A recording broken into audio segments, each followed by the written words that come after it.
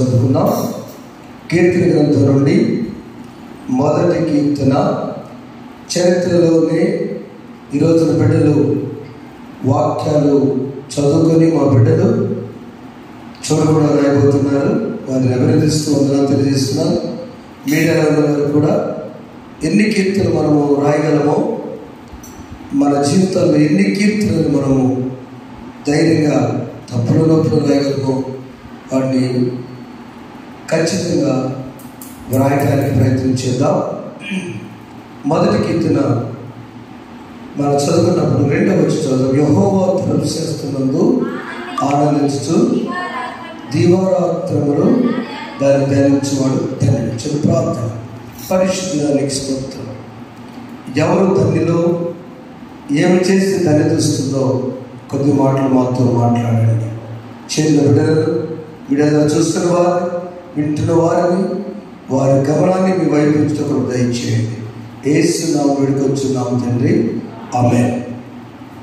ప్రియమైన బిడ్డలారా, కీర్తన గ్రంథంలో మొదటి కీర్తన అందరూ ఖచ్చితంగా చదువుతాం.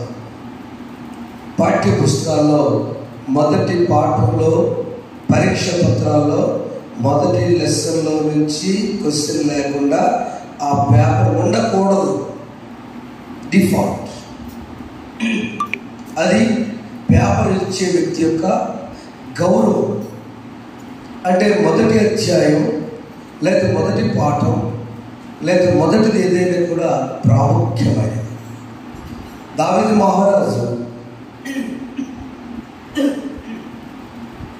తన జీవితంలో ఎప్పుడైతే ఆయన ఏది బెస్ట్ అనుకున్నాడో అన్ని చూచిన తర్వాత ఇది బెస్ట్ అనుకున్నాడు. అందుకే ఎవరు ధన్యులంటే ఆ ధన్యతను బట్టి ఎవరు బెస్ట్ అంటే ఇది బెస్ట్ అని ఆయన రాశాడు. Those were blessed. ఎవరు బ్లెస్డ్ అంటే ఎవరు ధర్మశాస్త్రాన్ని ఆనందిస్తూ దివారాత్రులు దాన్ని ధ్యానించేవారో వారే ధన్యులు. ఏంటి మాట? ధర్మశాస్త్రం గురించి ఆనందించడం ఏంటి? ధర్మశాస్త్రం చదువుకుంటాం, ప్రక్కన పెడతాం, దానిలో ఆనందమే వస్తుంది. ఎప్పుడు వస్తుంది ఆనందం అంటే ఈ ధర్మశాస్త్రం రాయబడిన మాటలు నా కోసం అనుకుంటేనే అంతే.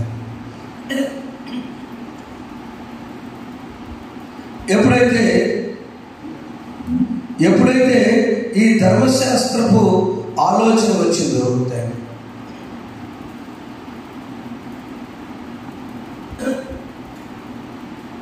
ఈ ధర్మశాస్త్రపు ఆలోచన వస్తే వాళ్ళు ధన్యులు.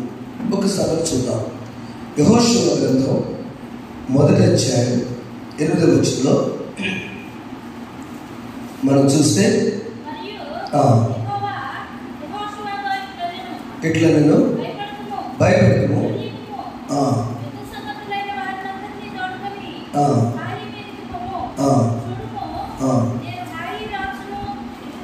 అమ్మా మొదటి అధ్యాయం 8వ వచనం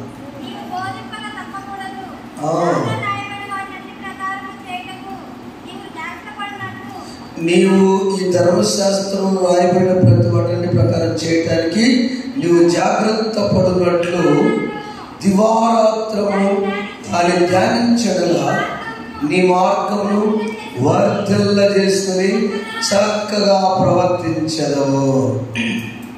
దాని క్లారిటీ వచ్చిందా? ధర్మశాస్త్రం యొక్క విలువ ఏంటంటే నాయకత్వపు లక్షణాలు వస్తాయి. మోషేకి దేవుడు తోడై ఉన్నాడు. ఐగుప్తు దేశం నుంచి మోషేను విడిపించి ఇన్ని జనాంగా తీసుకెళ్ళి మోషే అంటే నేను నాయకుడు కాదు, నా వల్ల కాదన్నాడు. మా అన్నయ్య టాలెంటెడ్, అహరోను బాగా టాలెంటెడ్ అన్నాడు. కాదు నేను ఉన్నానుగా, బయలుదేరన్నాడు. మరి మోషే నాయకత్వం తర్వాత యెహోషువని మోషే తయారు చేశాడు. యెహోషువ పిరికివాడు. యెహోషువ ఎప్పుడు కూడా అందరూ ప్రక్కన బాగుంటారు కానీ నాకెవరు తిక్కులే అనుకుంటూ ఉంటాడు. అందుకనే దేవుడు ఏం చెప్పాడు బైబిల్ బాగా 3వ వచనంలో, నేను మోషేతో చెప్పినట్లు మీరు అడుగుపెట్టి ప్రతి స్థలంలో మీకు ఇచ్చుచున్నాను. ఇంకో మాటలో 5వ వచనంలో చదవండి. నీవు బ్రతుకుతున్నటను ఏ మనుషులను నీతో నిలువలేకుండాను నేను మోషేకు తోడినట్లు నీకును తోడేయంట. చాలు చాలు, ఓకే, నేను విడివనే అడిగాను. మరి కావాల్సిన కాన్సెప్ట్, ధర్మశాస్త్రాన్ని ఆనందిస్తే నేను నాయకుడు కాదు, నాకు ఎవరు లేరు, నాకు తోడు లేరు అనుకున్న మోషేకి దేవుడు ఏమంటున్నాడంటే, నేను నాటి మోషేకి ఎలా తోడైనానో నీకు కూడా తోడై ఉంటా. ప్రియమైన దేవుని బిడ్డలారా, దేవుని యందు భయభక్తులు కలిగే వ్యక్తి ఎవరు ధన్యులు? హూ ఆర్ ద బ్లెస్డ్ అంటే ధర్మశాస్త్రాన్ని ఆనందిస్తూ పగలు రాత్రి దాన్ని ధ్యానించేవాడే ధన్యుడు. ఈ రోజున ఉపాసకుడికి 60 సంవత్సరాలు వచ్చాయి. ఈ కీర్తన ఎందుకు స్టార్ట్ చేసామంటే ఆదివారం చదవటం ఆయనే కారణం. తెలుగులో నాగార్జున యూనివర్సిటీలో డాక్టరేట్ పొందడానికి చాలా కష్టపడ్డాడు ఆయన. మన జిల్లాలో వేడ మీద ఉన్నారండి.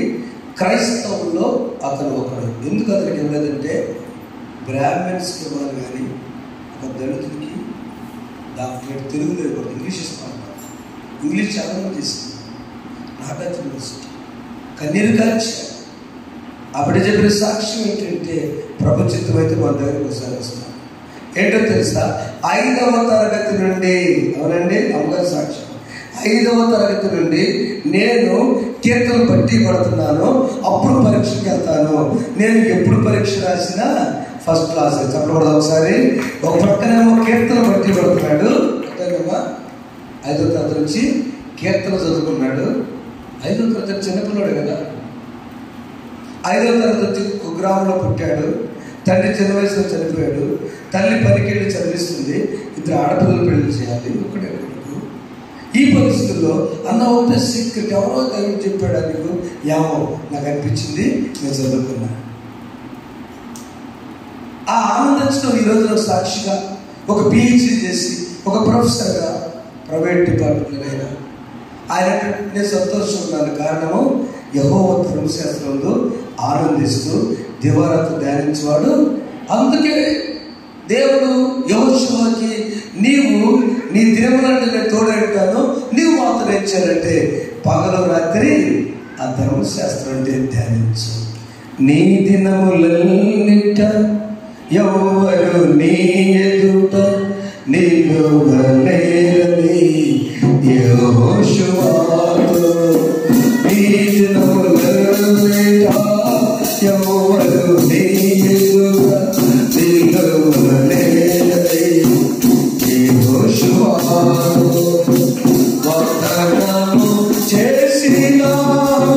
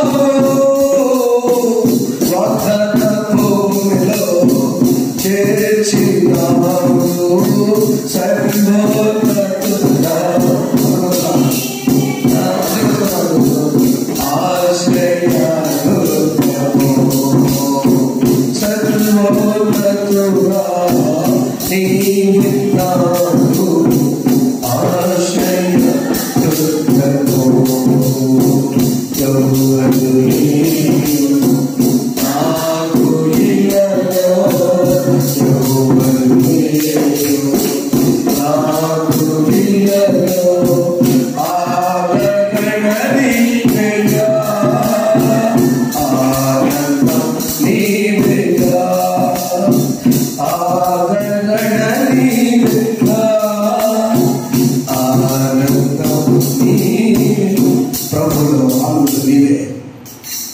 మంచి ఎండలో భోజనం పెట్టకుండా యేసు గారు ప్రార్థన చేస్తూ దూరం పిల్లలందరూ రోజు ఈ పాట రాసి చెప్పు. మేము అప్పుడు దేవుడు కొత్తగా వస్తాం. యేసు గారు చర్చి మా ఇంటి పక్కనే ఉంటుంది. ఆదరణ నీవే, ఆనందం కూడా నీవే. ఈ లోకంలో ఎవరున్నా లేకపోయినా ధర్మశాస్త్రమే మనకు అండ. యెహోషువ తోడైంది ధర్మశాస్త్రం. ధర్మశాస్త్రం తోడైంటే మనకి దేవుడు తోడైనట్టు. రెండవదిగా దానిలోనే 15:16 చూస్తే ఎప్పుడు ధన్యులవుతామంటే ధర్మశాస్త్రాన్ని ఆనందిస్తూ 15:16 నీ మాటలు నాకు దొరకగా. ఎంత చదువురా దేవా,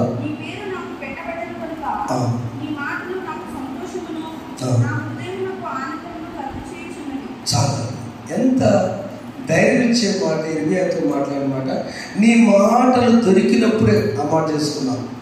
నీ మాటలు దొరక నేను భుజించి తిని. మన ఇంటికి ఇంపార్టెంట్ నాయకుడు వచ్చి ఏదో ఉద్యోగం ఇవ్వాలని ఒక మంత్రి కంటే పై స్థాయిలో చేసి ఆయన మాటలు చెబుతుంటే ఆయన మాటలు ఏం చెబుతున్నా వింటావా? ప్రక్కన చపాతీ మాంసం భోజనం పెట్టి వెళ్తావా? చెప్పండి. మన ఇంటికి వచ్చాడు ఆయన. భోజనానికి వెళ్తావా? మాట్లాడతావా? సత్యం చెప్పండి. ఏం చేస్తాం మనం? ఆయన మాట్లాడతాం. ఆయన మాటలు విలువైంది. మళ్ళా రాబోతాం అనుకోకుండా మన ఇంటికి వచ్చారు. సార్ ఏం చెప్తాడో అందరు చూస్తున్నారు, ఫోటోలు దిగుతుంటాము. ఆయన చెప్పబోతున్నాడు మన గురించి ఒక మాట. దేవుని మాటలు దొరికినప్పుడే, దేవుని వాక్యం దొరికినప్పుడే, చెవులు రాకముందే చాలా పెద్దవాళ్ళు కూర్చున్నారు. మాకేమర్థమైంది నా వాక్యం ఒక అర్థం లేదు. ఓనే కూర్చోండి, ప్రార్థన చేస్తుంది.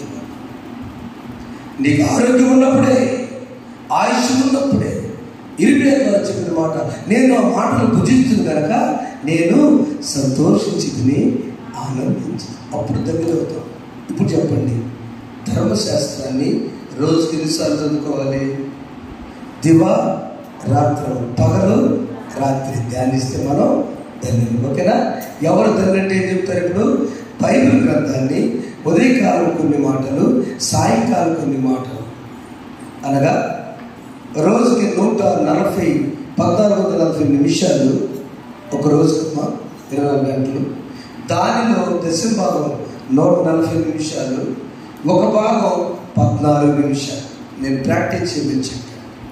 14 నిమిషాలు అంటే 100 రూపాయల్లో 1 రూపాయి. దేవునికి ఆయుష్ ఇచ్చింది 24 గంటలు. 24 గంటల్లో 14 నిమిషాలు, 1% ఉదయం 7 నిమిషాలు, సాయంత్రం 7 నిమిషాలు. ఓకేనా? యెహోవా ధర్మశాస్త్రాన్ని దివారాత్రం, పగలు రాత్రి ధ్యానించువాడే ధన్యుడు. దాన్ని ట్రై చేద్దాం.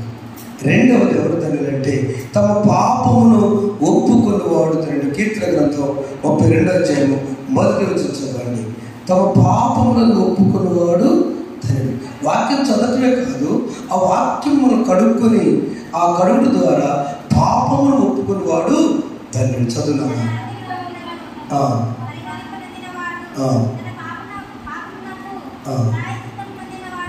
అంతే.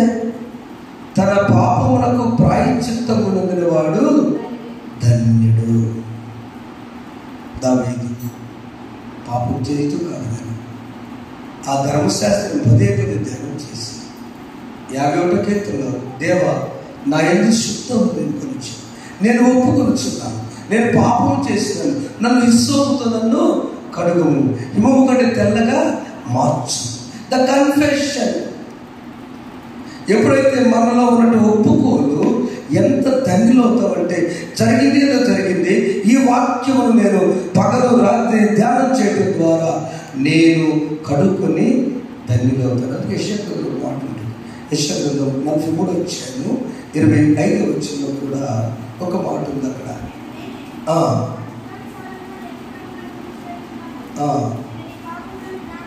నేను నీ పాపములను జ్ఞాపకము చేసి కొనను. అంతే.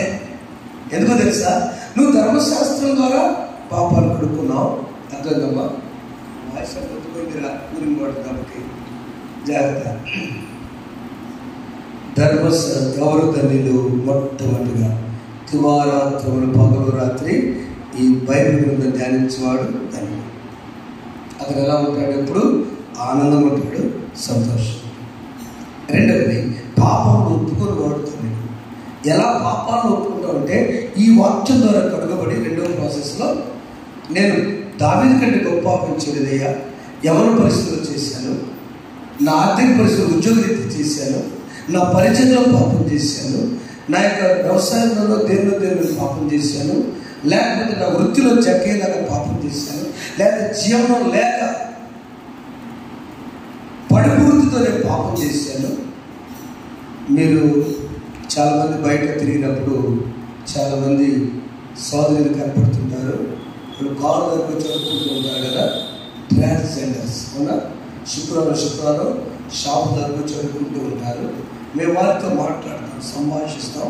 కరోనా టైంలో వారికి 50 మంది సహాయం చేసిన ద్వారా నేను ఎప్పుడైతే తెలిసానో మీకు ఇట్లా అంటూ చప్పట్లు పడుకుంటా వాళ్ళ షాపులో వచ్చినప్పుడు వాళ్ళు ఎట్లా పైకి నవ్వుతారు, మేకప్ వేసుకుంటారు. కానీ వాళ్ళని ఎవరు పనుల్లో పెట్టుకోరు. వాళ్ళకి ఎక్కడ ఆహారం వస్తుంది? అవునా? వాళ్ళు ఎప్పుడో దందాలు అంటే వాటికి వెళ్తారు. వాళ్ళ మీద ప్రాజెక్ట్ వారు నేను పాస్టర్ 5 వందనాలండి, నేను కూడా బాప్తిసం తీసుకోండి, నాకు కూడా ప్రార్థించి ప్రేస్తున్నాను. ఆమె చెప్పడం ఒకసారి చాలామంది తేజ ఒక అమ్మాయి లీడరు చెంగుపేట దగ్గర బాప్తిసం తీసుకోండి. చాలా చక్కగా మాట్లాడు మధుదేవి సార్ తప్పదు. సమరయ స్త్రీ సైతం నేను పాపినని గ్రహించి యేసు ప్రభు మాటలు విన్న తర్వాత అవి ఏం చేసినట్టు తన పాపం ఒప్పుకొని నేను మెస్సీయాను కనుగొన్నాను, నా జీవితాన్ని ఆయన స్కాన్ చేశాడు. నీకు ఎంతమంది భర్తలు అంటే నాకు ఎవరు భర్తలు లేరండి. అబద్ధం చెప్పినా నిజం చెప్పిందా? కాదు, నిజం చెప్పింది. వాళ్ళు ఎవరు కూడా ఒరిజినల్ భర్తలు కాదు. ఆ ఉద్దేశంలో భర్త అంటే ఒకడే. కానీ వీళ్ళెవరు కూడా ఎదుగురు కూడా నన్ను నిజంగా భర్త భార్య ప్రేమించట్లా, నా శరీరం కోసమని ఒక థియాలజీని చెప్పాడు. She said correct. కానీ యేసు ప్రభు దృష్టిలో కాదులేమ్మా, నువ్వు అబద్ధం చెబుతున్నావు, 5 భర్తలు ఉన్నారు, వెళ్ళి 5 భర్తలు ఉన్నారని సమాధానం పడు. నువ్వు మెస్సయ్యవి. ఎవరు ధన్యురాలయ్యారు బైబిల్లో? మొట్టమొదటి మహిళా సువార్తికురాలు ఎవరమ్మా? సమరయ స్త్రీగా. చెప్పడం ఒకసారి ఎంత ధన్యత దొరికిందండి. యేసు ప్రభు మాటల్లో అవి హృదయంలోకి వెళ్ళిపోయి షీ ప్లస్ తన జీవితం రూపాంతరం చెందింది. మన పాపములు ఒప్పుకున్నప్పుడు మనం ధన్యులు అవుతాం. చివరిగా దేవుని నమ్ముకున్నవారు ధన్యులు. 40వ కీర్తన 4వ వచనం. ఎట్టి పరిస్థితుల్లో మనము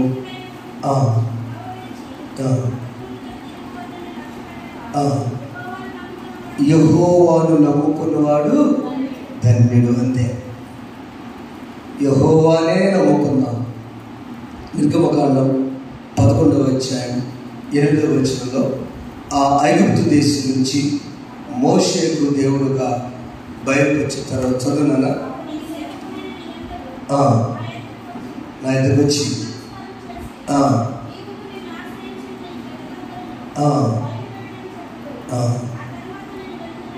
అంతే. అంటే అర్థం ఏంటంటే దేవుని నమ్ముకొని ముందుకు సాగాలి. మోషే ఎవ్వరు నమ్ముకోవాలి, ఆయన చేతిలో కర్రను నమ్ముకున్నాడు, దేవుణ్ణే నమ్ముకున్నాడు. ఎవరు ధన్యులే? మోషే ధన్యులే. ప్రియమైన సోదరి సోదరులారా, ఈ రాత్రి కాల సమయంలో ఎవరు ధన్యులంటే మనకు తెలిసిన వాక్యాలైనా దాన్ని ప్లాండ్గా యెహోవా ధర్మశాస్త్రమును దివారాత్రములో ధ్యానించువాడు ధన్యుడు. నువ్వు 7 నిమిషాలు చదువురా తల్లి, ఉదయం సాయంకాలం 7 నిమిషాలు చదువు తల్లి. మీరు కూడా యూత్ అంతా కూడా ఉదయం 7 నిమిషాలు బైబిల్ చదవండి, టైం పెట్టుకుని. సాయంత్రం 7 నిమిషాలు బైబిల్ చదవండి. ఒక్కసారి 4 రోజుల తర్వాత పరీక్ష చేసుకోండి. దైవ సేవ. అప్పుడు మన జీవితాలు ఎలా ఉంటాయంటే తెలియని ఆనందం, తెలియని సంతోషం. రెండవది, ఆ వాక్యం చదువుతున్నప్పుడు మనల్ని నెమ్మదిస్తుంది, ఆ వాక్యం బ్రతికిస్తుంది, మన పాపాలని ఒప్పుకునేటట్టు చేస్తుంది.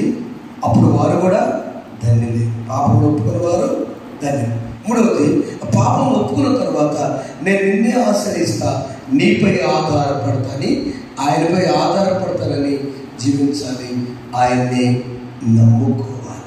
అప్పుడు దేవుడు మనకిచ్చేటువంటి గొప్ప వాగ్దానం 34:8 వచనంలో ఆయన అంటూ ఉన్నాడు, ఎవరైతే ఆయన ధర్మశాస్త్రం ఆనందిస్తారో వారు ఒప్పుకుంటారు.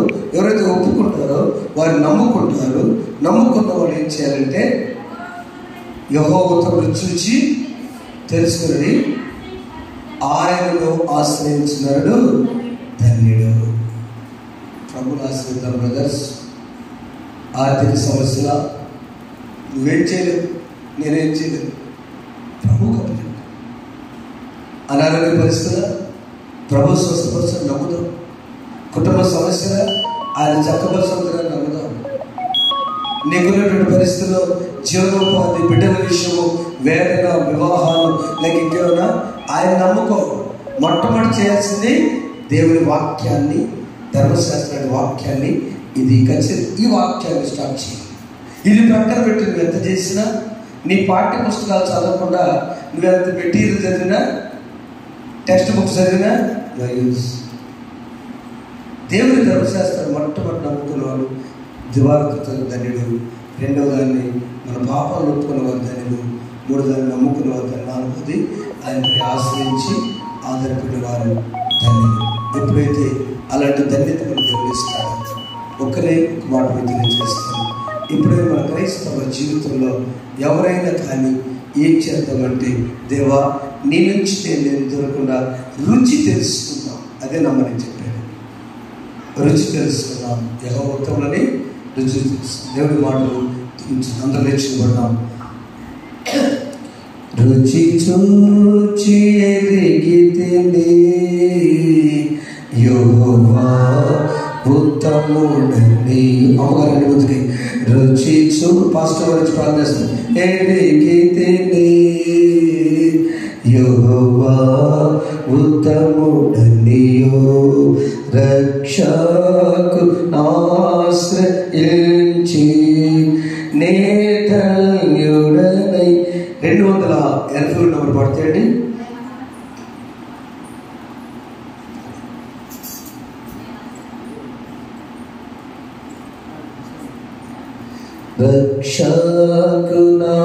రక్షకునాశ్రయించి నే ధన్యుడనై తిని రుచి చూచి ఎరిగితిని యెహోవా అందరూ పడతామయ్యో. రుచి చూచి ఎరిగితిని యెహోవా ఉత్తముడనియు గొప్ప దేవుడవు నీవే స్తుతులకు పాత్రుడనీవే తప్పక ఆశయించి దయాళుడవు నీవే రుచి చూచి ఎరిగితిని యెహోవా ఉత్తముడనియు ఉత్తముడనియు. ప్రార్థన చేసుకున్నాం. ఆయన ఎంత రుచిగల దేవుడు, ఆయన ఎంత గొప్ప దేవుడు. చల్లవచ్చండి కళ్ళు మూసుకుని. నిజంగా మనం ఎవరు ధన్యులు? ఎందుకు ధన్యం కాకపోతున్నాం? వాక్యాన్ని పక్కన పెడుతున్నామా? వాక్యాన్ని దివారాత్రులు ధ్యానిద్దామా? నీ సమయం ఇచ్చింది ఎవరు? దేవుడే కదా. ఆయుష్ ఇచ్చింది ఎవరు? దేవుడే కదా. మే మాసం ఇచ్చింది ఎవరు? దేవుడే కదా. ఆ దేవుడికి ఉదయం 7 నిమిషాలు, మినిమం సాయంత్రం నిమిషాలు చదువుకున్నాం, ఆనందిద్దాం. ఆ వాక్యం ద్వారా పాపం ఒప్పుకున్నాం, పశ్చాత్తాపడి జీవితం దావీదు వలె చేద్దాం. మూడవదిగా అలాంటి పాపాలను ఒప్పుకున్నాం. సమరస్తే దేవుడే మన దేవుడు, గొప్ప దేవుడు కనుక మనకు ఆయన విడుదల ఇస్తాడు. ఆయన నమ్ముకున్నాం, ధన్యులను ప్రార్థన చేసుకున్నాం.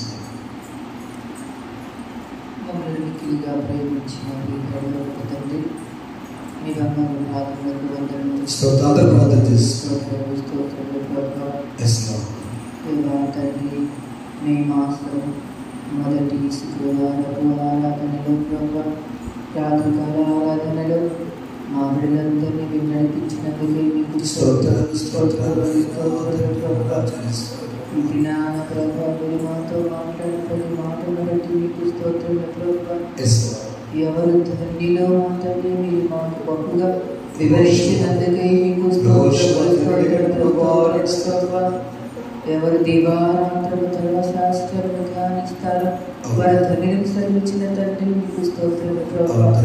దేవా తండ్రి, ఉదయము సాయంత్రము ప్రభా, దేవ ధర్మశాస్త్ర గ్రంథముని మాత్రమే ప్రభా ధ్యానించినట్లుగా ప్రభా, దేవా తండ్రి దానిలో ఉన్నటువంటి ఆజ్ఞలను బట్టి ఆనందించే వారిగా మమ్మల్ని కూడా మీరు సిద్ధపరచమని, తయారు చేయమని ప్రార్థిస్తున్నాము తండ్రి. మీకు స్తోత్రములు స్తోత్రములు స్తోత్రములు ప్రభా. దేవా తండ్రి, ఎవరి పాపమును ఒప్పుకుంటారో వారికి జరిగించారు తండ్రి.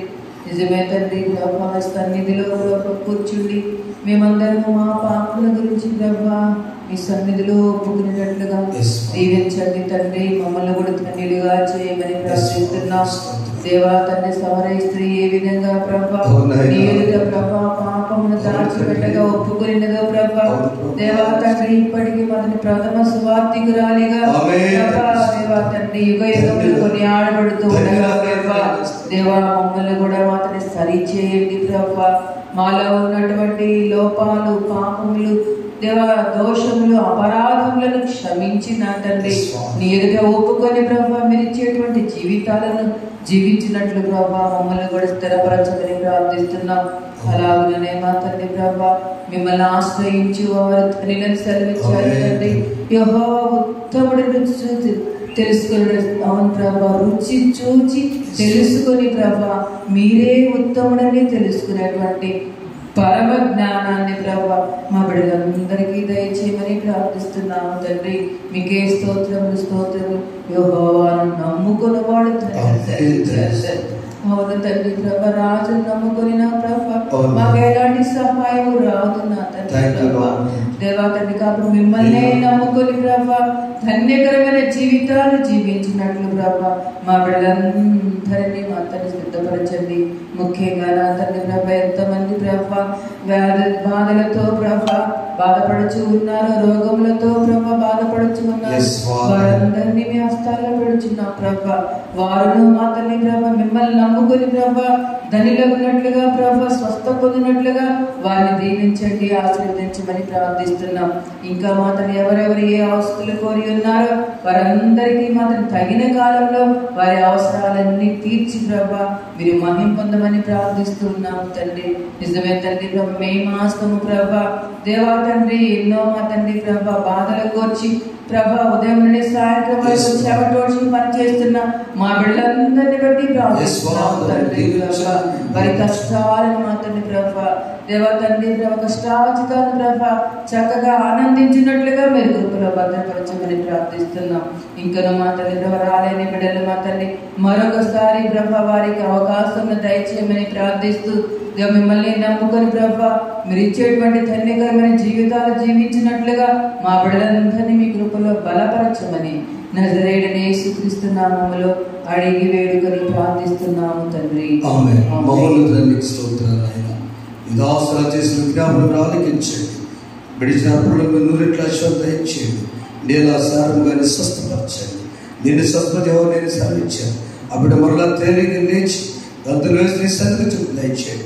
మౌనికకి ఇచ్చిన సేఫ్ డెలివరీ పెట్టున్నాను తల్లిని బిడ్డలు క్షేమం దయచేయండి. మా బిడ్డలు పలుకెళ్తారని మాసం అంతా ఉద్యోగంలో, డ్యూటీస్, వ్యాపారం, దుర్ప్రాంతంలో, వ్యవసాయం, చేతివృత్తి పనులు అయ్యా నువ్వు చాలా దేవుడు అయ్యా. విడిచిపెట్టే దేవుడు కాదు. యెహోషువతో ఉన్నట్టు మాకులతో ఏంటో, మోషతో యెహోషువతో ఏందో ఆ దేవుడు అన్నిటికి దయచేయాలి. ఇది ఎగ్జామ్ రాయబడి పెట్టుతో కానీ ఏస్తున్నాము వేడుకొచ్చున్నాము తండ్రి. ఆమె పరలోకమందున్న మా తండ్రి, నామం పరిశుద్ధపరచునుగా, నీ రాజ్యం వచ్చుగా, నీ చిత్తము పరలోకమందు నెరవేర్చినట్లు భూమి అందరూ నెరవేరుగాక. మా అల్లిరాలను మాకు దయచేయి. మా ఎడల అపరాధం చేసిన వారు మేము క్షమించిన ప్రకారం మా అపరాధం క్షమించు. శోధనలు తెగాదిష్టి తప్పించు. రాజ్యము శక్తియు మహిమయు నీవే. ఆమేన్. మన తండ్రి దేవుని ప్రేమ, ప్రభువైన యేసుక్రీస్తు వారి కృప, పరిశుద్ధాత్మ నేను సహవాసం ఇప్పుడల్లా పరిశుద్ధాకాలం మీకును మీ కుటుంబంలో తోడేయును గాక. ఆమేన్. వాక్యమును యాకోబుకు తెలియజేసిన పాడని ఏ జన్మముకి లాగునా చేసి ఉండలేదని దేవునికి స్తోత్రము గానము చేయుటయే మంచిది. మనమందరము స్తుతి గానము చేయుటయే మంచిది. Praise Lord. అందరికీ వందనాలు. దేవుని దీవించుగాక. ఆమె కృషించండి. Thank you. ప్రార్థించండి. ఒకవేళ మరి ఆదివారము ప్రభురాత్రి భోజన సంస్కారం ఉంటుందని తెలియజేసిన కనుక ప్రతి ఒక్కరు సిద్ధపడాలి. ఎండలు ఎక్కువగా ఉన్నాయి అక్కడ.